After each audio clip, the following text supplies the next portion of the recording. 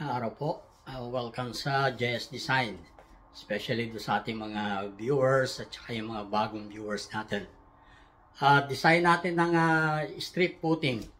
May isa pang tawag dito, yung tinatawag nating linear footing. So ano ito? Yung nakikita natin sa mga walls, minsan sa below grade walls or yung fence sa mga bakod. Nakikita natin dito yung footing niya continuous. Kaya tinawag nating linear footing. Paano yung pag-design ng reinforcing bars? O kung minsan may mga napapansin ako sa site, lalo na siguro kung hindi nakonsulta sa isang engineer, yung rebars nagkakapalit, na kukonfuse sila sa arrangement. Alin dito yung main reinforcement? Alin naman yung tinatawag natin na temperature reinforcement? Importante po malaman natin para ma-maximize natin yung capacity ng bakal na nilalagay natin dahil very expensive ang bakal. Dito po sa example na pakikita ko sa inyo, sana nakikita ninyo, no? Ito yung ating drawing. Nag-drawing ako ng perspective. Sabi natin, yung wall mahaba yan, mahaba. Pero ginawa ko, magka-cut tayo, gawin natin 1 meter strip. Nagputol ako ng 1 meter strip. So, mahaba pa siya. Ito yung dimension ng footing. W, yung width, at saka yung thickness. Yan yung i-design natin. At saka yung reinforcement sa loob ng footing.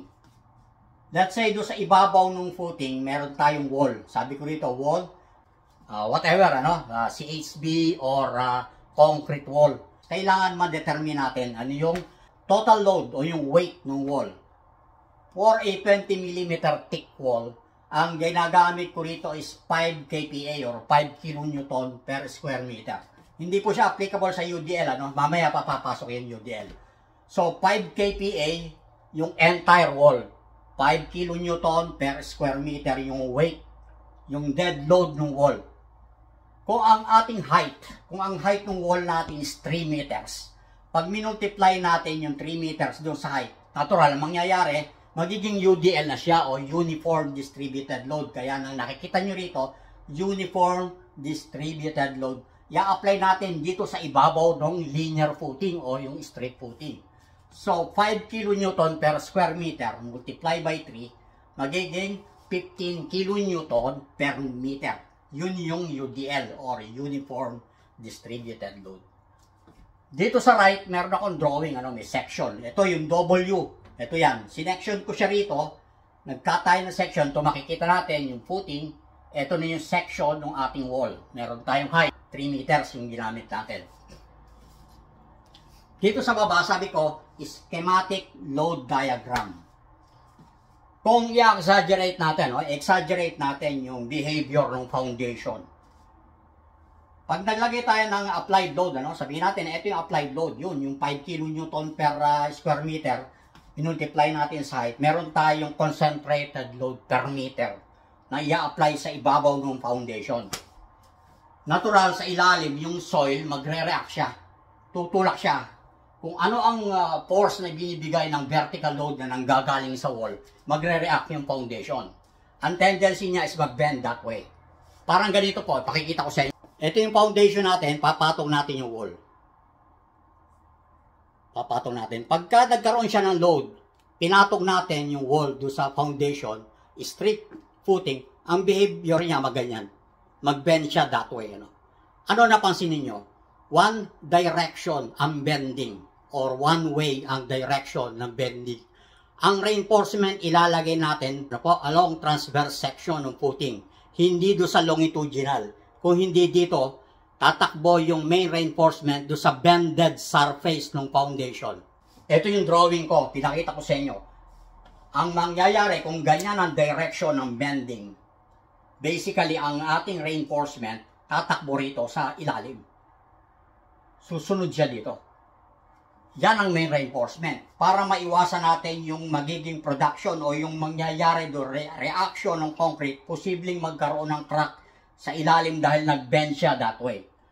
Kung babalikan natin yung section na nilagay ko kanina, ang main reinforcement natin nandito along transverse section. Ito sa mas maigsing dimension dito.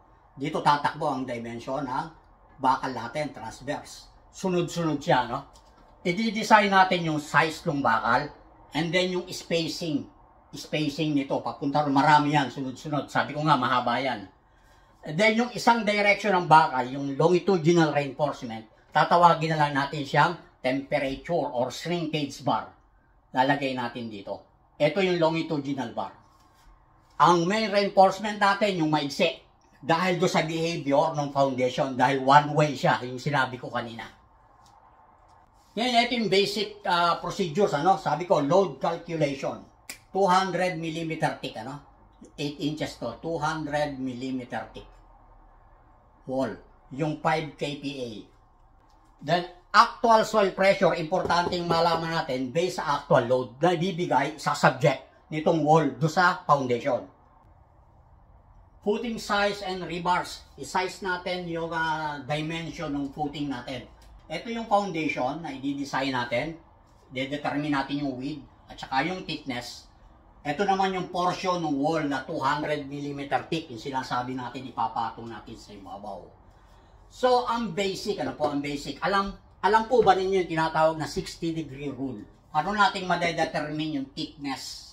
Yung thickness ng ating foundation, hindi pa natin alam.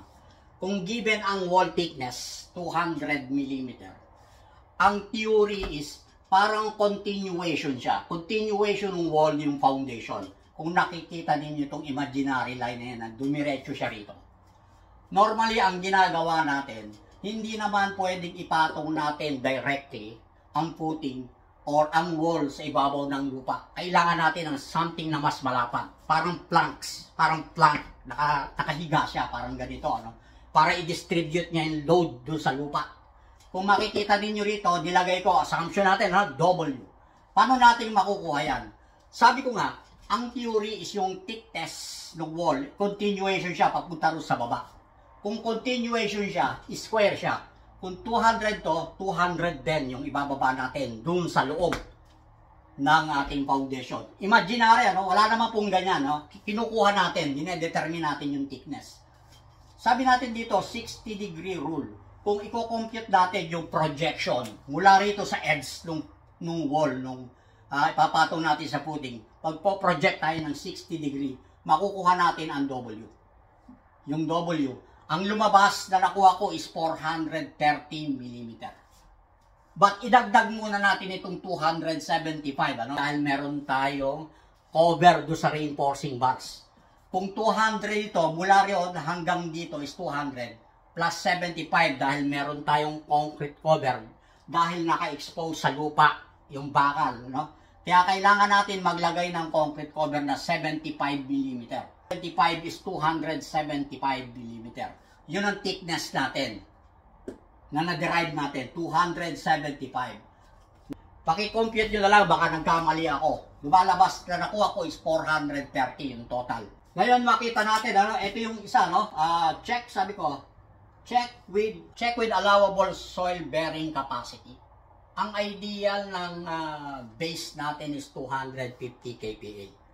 Ideal yan. Pwedeng maging mas malaki dyan, pero hanggat maaari, huwag tayong liliit sa 250. Ipa-test natin. After ma-compact natin, pa-check natin, magte-test fit tayo, kukuha tayo ng sample, pa-laboratory natin.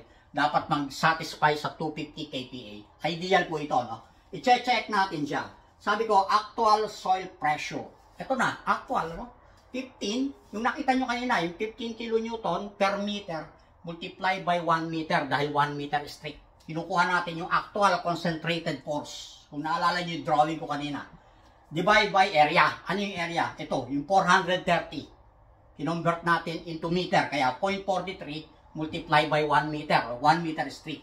Na actual soil pressure is 35 kPa. Ito yung actual soil pressure. Pero ang supply, yung ating soil bearing capacity is 250 kPa. So okay tayo ron. Yung size na na-derive natin na 430 width is safe against 250 kPa na soil bearing capacity. Okay po?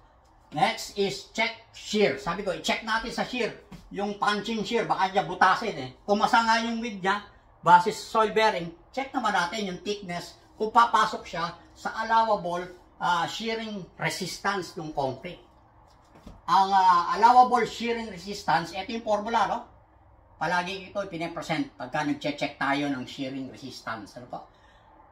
Equals 0.17 multiplied by square root of F prime C. So, gamitin natin yung 21 MPa. Lagay nyo nga dito. And then, square root multiplied by 0.17 will give you 0.77 megapascal. Po. Co-compare natin sa actual shear. Actual shear equals 15. Ito na naman, ano, yung load multiplied by 1,000 dahil i-convert natin yung kilonewton into newton. 15 multiplied by 1,000 divided by, ito yung area, 1 meter or 1,000 millimeter multiplied by 2. Dahil dalawang side, bubutasin niya yan dalawang side. Multiply natin sa thickness na 275. I-check natin kung hindi siya lulusot. Ang lumabas na actual shear is 0.027 MPa. Actual ito. Convert natin dun sa taas. Yung supply, yung resistance is 0.77. Samantalang ang actual natin is only 0.027 MPa. So, pasado yung shear, ano? Nakadalawa na tayo. Dimension and then shear. Anong susunod? Design natin yung bakal. Yung sinasabi ko kanina, yung main reinforcement, tatakbo do sa shorter axis, yung transverse. Design transverse. Sabi ko rito, ratio is 1.4 divided by Fy. And may bending yan I-design natin yung bending base sa flexure formula. Na-check ko na po, masyadong mali. Kasi yung cantilever niya is, i-try ninyo itong cantilever na to. I-check nyo sa flexure formula. Itong cantilever na to, multiply natin ng ibibigay sa ating moment, masyadong maliit. Kahit na gamitin pa natin yung flexure formula, ipapasa pa rin niya tayo sa minimum ratio na 1.4 over Fy. Kaya lumundag na ako. Pero kung curious kayo, check ninyo, no? Ganun din nabibigay sa inyo.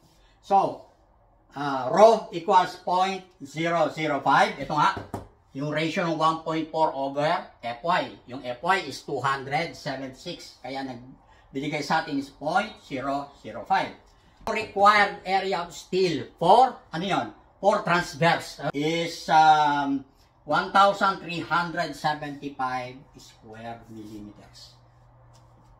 Number of rebars, ito yung requirement, equals area of steel required, 1,375 square millimeter, divide by 201. Saan ang galing yung 201? Ang gagamitin ko is 16 millimeter diameter. Ang area ng isang 16 millimeter or cross-section ng isang 16 millimeter is 201. 1,375 divided by 201 will give us 6.84. Almost 7. 7 ang hinihingi niya, pieces. And 7 pieces. So, spacing is equals to 1,000 divided by 6.84 will give you 146 millimeter. Ito yung spacing ng transverse. Kaya sabi ko rito, 146 millimeter on center using 16 millimeter diameter rebar. For transverse. Design temperature rebars is equals to, yung minimum requirement, AS equals 0.002 multiplied by 436. Yung width multiplied by thickness of 275 is equals to 236 square millimeter. Number of pieces required for longitudinal bar is 3 pieces using diameter 10. Detailing, pakita ko sa inyo. So, detailing, dinrawing ko ng perspective in relation dito, Pahaba siya, Strip footing natin. Yung kulay red, ito yung ating 16 mm diameter transverse bar, space at 146 mm on center. And then, yung ating longitudinal bar, yung blue, tatlo, sabi ko, yung nakita natin kanina, yung 3 pieces longitudinal bars, pahaba. Ang main reinforcement natin, again, yung maigsi, yung transverse, yan ang main reinforcement. Ipupwesto natin sa ilalim. Kung titignan nyo yung section, ito yan. Ayusin natin ito yung blue. Ito yung temperature. Ang nasa ilalim yung main reinforcement. And then, meron tayo ritong cover. Lalagyan natin siya ng cover na 75 mm. Clear, 75. Ito. 75 mm clear cover. So, yun po ang ating topic ngayon. Ano? Pinakita natin, simple lang mag-design ng strip footing para doon sa mga nag-request. Ganyan ang approach, ganyan ang gagamitin natin. Procedures ng pag-design ng linear foundation or strip footing. Applicable saan yan? Sa below grade wall, pwede rin sa fence. Except kung magkakaroon ng moment, ano po, yung tinatawag natin na may mga cantilever. Iba yon, retaining wall yon. Itong dinesign natin, kung ang force lang gagaling sa gitna, concentrated, in-apply natin sa gitna ng ating footing. Kita tayo uli sa susunod. Stay tuned lang po. God bless.